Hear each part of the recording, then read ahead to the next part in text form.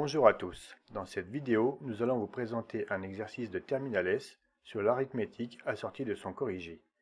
Cet exercice concernera plus particulièrement la divisibilité dans l'ensemble des entiers relatifs Z. Pour commencer, donnons l'énoncé qui sera ici très court.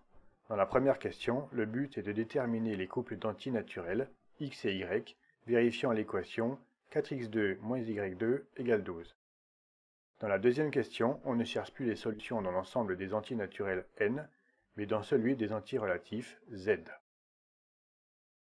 Le raisonnement s'effectuera par analyse-synthèse, lequel se fait en deux parties, comme cela est rappelé dans la remarque qui s'affiche à l'écran.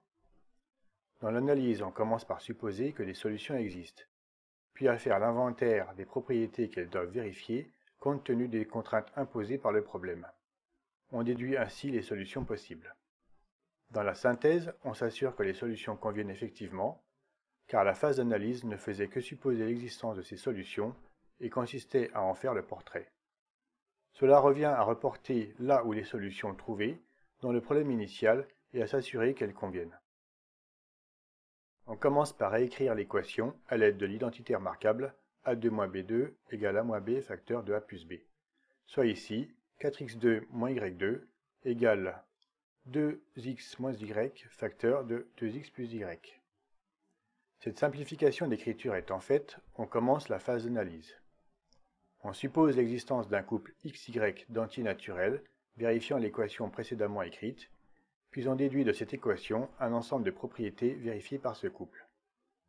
On remarque pour commencer que 2x moins y ainsi que 2x plus y divisent 12 et sont des entiers par produit, somme et différence d'entiers. On constate également que ces deux nombres sont positifs. En effet, 2x plus y l'est, de manière évidente, puisque y et x le sont. De même, 2x moins y est positif, car son produit par 2x plus y donne 12, qui est un entier positif. On peut résumer les informations obtenues à ce stade à l'aide du système qui s'affiche à l'écran. On poursuit ensuite la réflexion en utilisant le fait que les diviseurs positifs de 12 sont les entiers 1, 2, 3, 4, 6 et 12, ce qui nous conduit au seul couple 1, 12, 2 et 6 et enfin 3 et 4.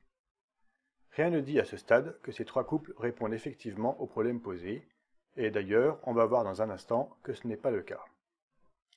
Pour cela, on effectue la somme des deux termes du couple 2x moins y et 2x plus y, laquelle est égale à 4x, et montre que le résultat doit être divisible par 4.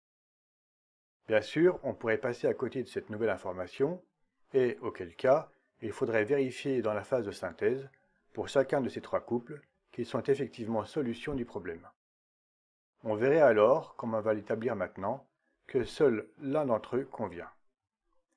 En reprenant notre raisonnement, on constate que les deux couples 1 et 12 et 3 et 4 ne peuvent pas être retenus, au contraire du couple 2 et 6.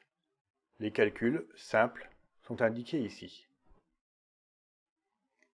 En définitive, compte tenu des informations en notre possession, la seule possibilité susceptible de convenir est 2x moins y égale 2, tandis que 2x plus y égale 6. Il ne reste qu'à résoudre ce système, simple, de deux équations à deux inconnus. On peut employer pour cela une méthode de substitution, comme cela est indiqué. On trouve alors x égale 2 et y égale 2. Passons à la phase de synthèse.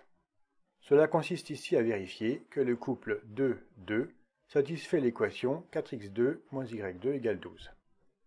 C'est bien le cas ici, puisque, en effet, 4 que multiplie 2 au carré moins 2 au carré est égal à 12. Le couple d'entiers 2 et 2 est donc bien solution du problème. Pour cette deuxième question, on ne reprend pas tout le raisonnement. Il suffit en effet de remarquer que l'équation 4x2 moins y2 égale 12 peut également s'écrire 4 que multiplie valeur absolue de x au carré moins valeur absolue de y au carré égale 12. Équation qui conduit, en utilisant la même technique qu'à la première question et des raisonnements similaires, aux deux égalités, valeur absolue de x égale 2 et valeur absolue de y égale 2. Soit x égale plus ou moins 2, et de même pour y. On arrive enfin aux 4 couples solutions indiquées à l'écran. Cette vidéo est maintenant terminée, et nous espérons que vous l'avez appréciée. Si tel est le cas, aimez-la et soutenez-nous en vous abonnant à notre chaîne.